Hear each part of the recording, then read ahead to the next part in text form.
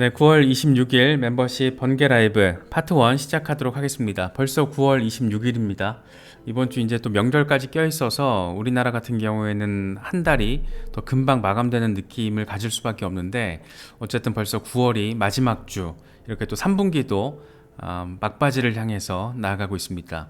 자본시장 전반의 어떤 환경적인 측면을 봤을 때는 별로죠. 그닥 별로인 상황이고, 어떤 지뢰 밭에서 누가 먼저 지뢰를 밟나, 어떤 게 터져서 연쇄적으로 터지게 할 것인가, 뭐 그런 느낌을 줄 정도로 여기저기 지금 악재 가능성 리스크 요인들이 산재되어 있습니다. 일단 고금리 장기화 우려 확산되고 있는 상황, 여기에 자동차 업계 파업 상황, 별로 이렇게 돌파구가 마련됐다라는 소식은 아직 전해지지 않는 것 같아요.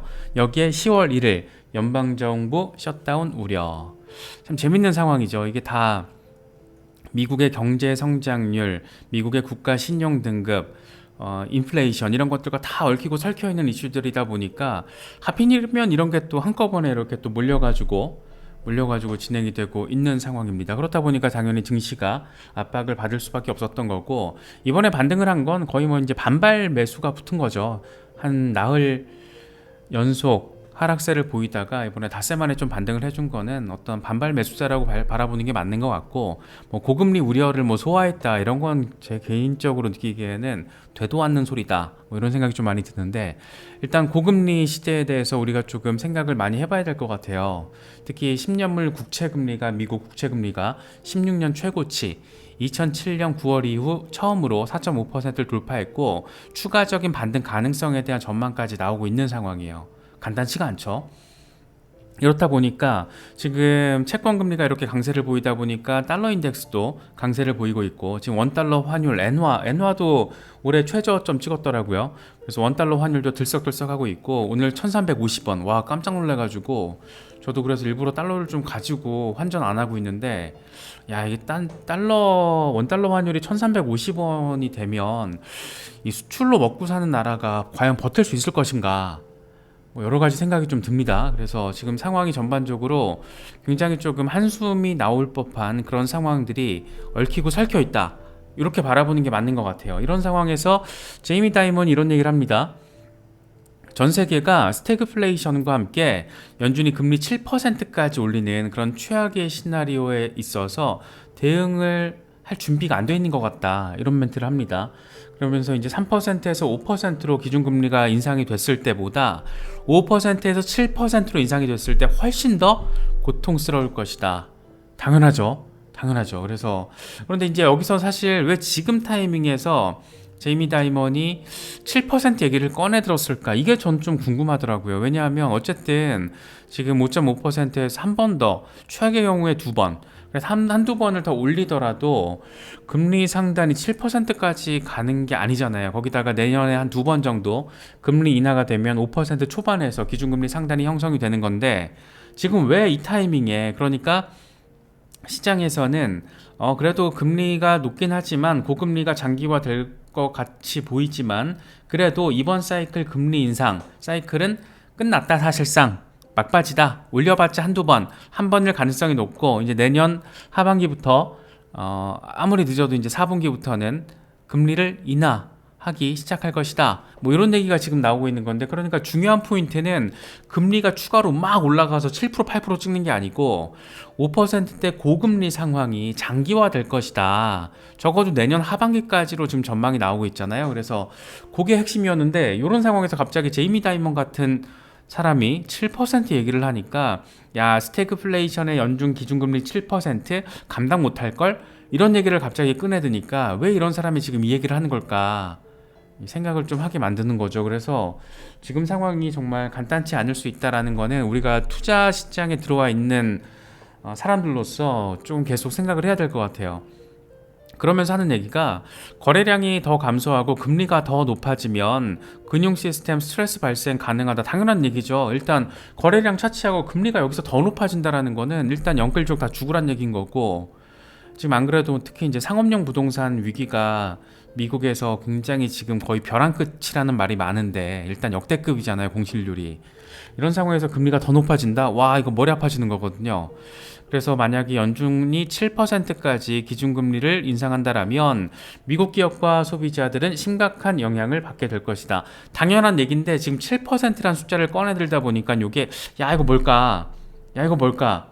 이런 생각을 지금 하게 되는 겁니다. 그래서 지금 이래저래 아직 우리나라 같은 경우에는 이런 부분들이 직접적으로 체감이 되진 않는 상황이에요. 그런데 많은 경제학자들이나 비평가들 얘기를 하는 걸 보면 이제 중국 다음에 한국이다 이런 얘기 많이 하잖아요. 특히나 우리나라 같은 경우에는 일단 가계부채가 너무 심각한 수준이고 IMF가 경고를 하고 있잖아요. 지금 한국 가계부채 심각한 위험성 거의 이제 도달했다, 터진다 이런 얘기를 하고 있잖아요 지금. 그런데 문제는 뭐냐면 IMF가 그런 얘기를 하면은 대체로 얼마 뒤에는 그게 현실화된 경우가 많았다라는 거죠.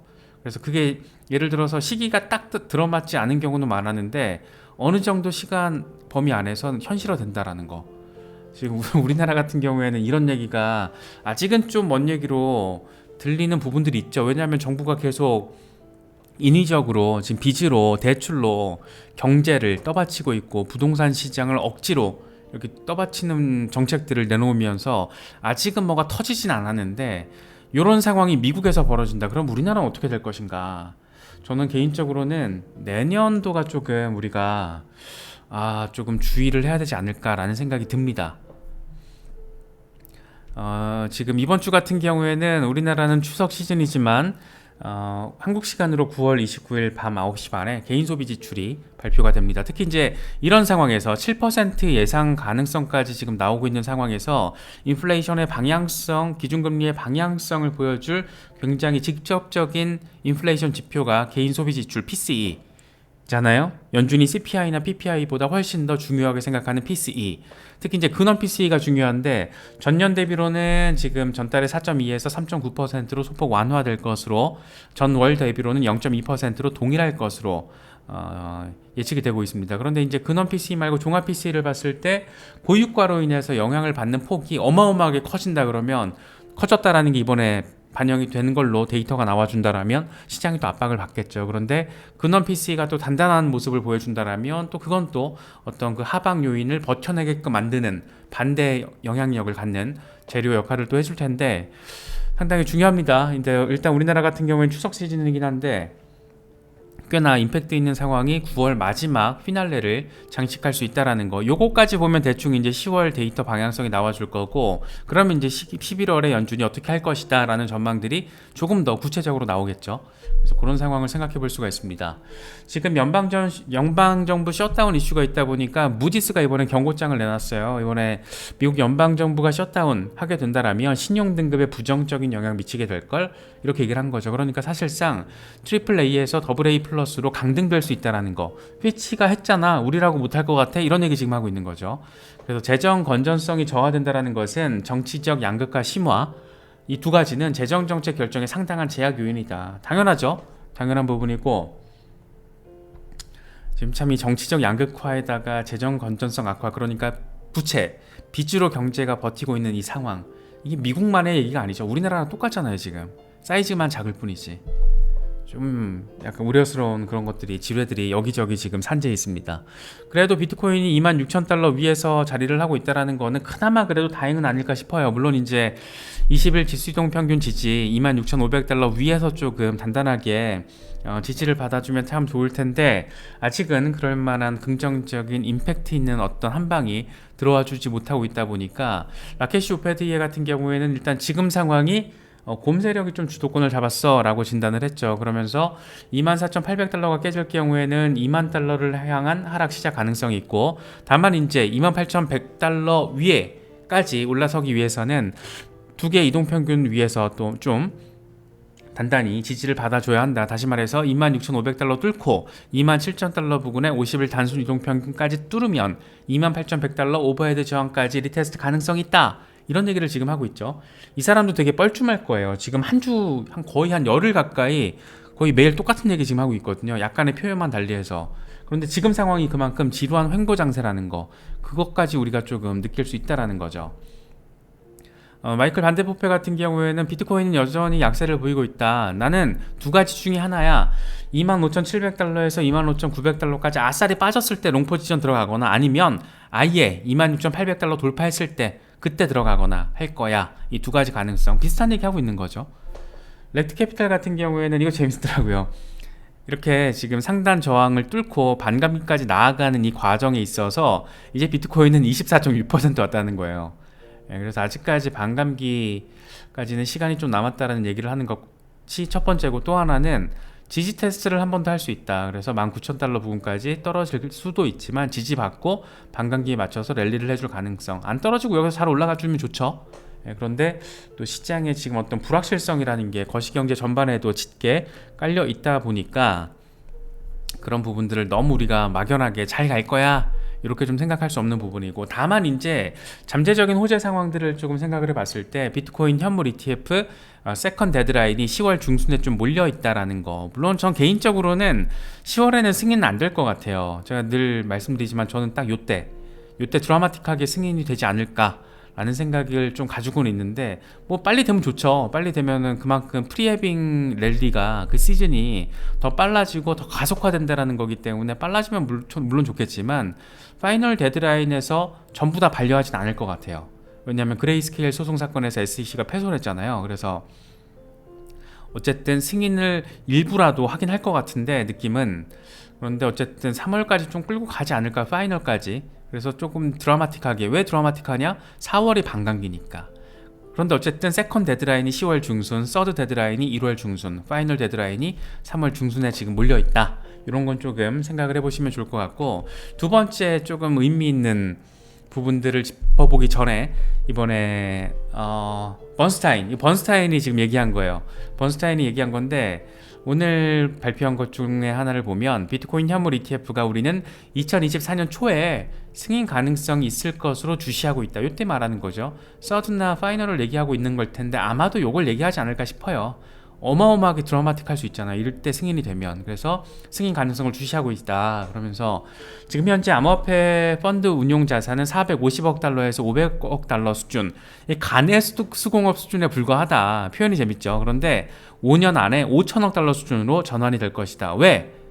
ETF 펀드 시장으로 들어오게 되면은 안정적으로 여러 기관 투자자, 투자 고문들, 뭐 은행 프라이빗 상품들, 이런 것들이 다 돈이 들어올 가능성이 있기 때문에 10배 상승, 자산의 어떤 볼륨이, 지금 투자 볼륨이 10배가 상승한다라는 건데, 그렇다면 비트코인 가격은 어떻게 될 것인가, 이런 부분들을 또 우리가 생각해 볼 수 있는 거죠. 그래서 첫 번째로는 10월에 조금 잠재적인 호재로 생각해 볼 수는 있지만 사실상 좀 내년으로 미뤄질 가능성이 조금 높지 않나 라고 생각되는 게 비트코인 현물 ETF 이슈가 있고, 또 하나는 지금 블룸버그에서 아예 10월 20일로 못을 박아버린 이더리움 선물 ETF 승인 시점. 만약에 10월에 땅 하고 승인이 되면은 이더리움 중심의 알트코인 장세가 펼쳐질 가능성이 매우 높고, 또 하나는 이제 우리가 지금 9월 정도로 예상하면서 기다렸던 이 SEC의 중간 항소 요청에 대한 법원의 판결, 이게 어떻게 나올 것이냐. 저는 개인적으로는 기각되는 게 맞다라고 보는데, 어떤 지금 현재 상황을 종합적으로 봤을 때 기각되는 게 맞다라고 보는데, 또 모르죠. 뭐 정치적인 판단, 정부적인 판단이라는 표현으로 말 같지도 않은 일들이 뭐 전 세계 곳곳 우리나라 포함해서 막 벌어지잖아요. 모르니까 어떻게 될지 모르겠지만 상식적인 수준에서는 기각되는 게 맞지 않나.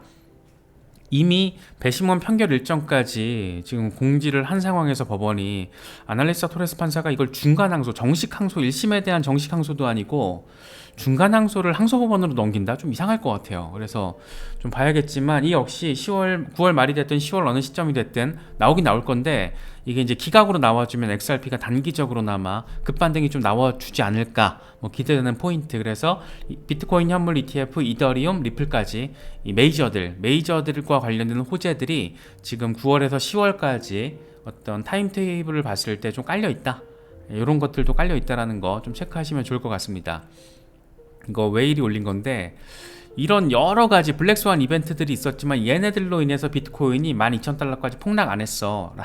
어마어마하죠. 테라루나 있었고, 3에로 캐피털 있었고, 셀시우스, 블록파이, 보이저, FTX 사태, 제네시스, 그리고 여러 크립토 소송들, 리플 포함해서 이런 것들이 다 터졌는데도 불구하고 12,000달러까지 안 갔어. 16,000달러대에서 반등했잖아. 그리고 지금 31,000달러까지 찍었고 추정받고 있는 거. 그런데도 26,500달러잖아. 이런 얘기하고 있는 거죠. 그러니까 지금 상황에서 31,000달러 찍고 26,500달러까지 빠지니까 좀만 기다려라. 비트코인 12,000달러까지 간다. 이런 쇼쟁이들 주장 많이 하는데 봐봐. 이런 일들까지 있었는데 그런 일은 벌어지지 않았어. 라는 얘기를 하는 거죠. 재밌어가지고 가져와 봤습니다.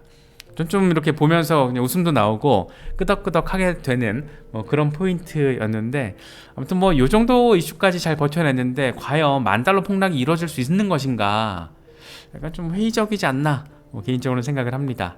그래서 여러 가지 지금 소식들이 있는데 거시경제 환경으로 전반으로 봤을 때는 불안한 것들도 많이 있고, 암호화폐 내적으로 봤을 때는 조금 이렇게 기대감을 가질 만한 법한 그런 소식들도 있다라는 거 조금 종합적으로 체크를 하시면 좋을 것 같습니다.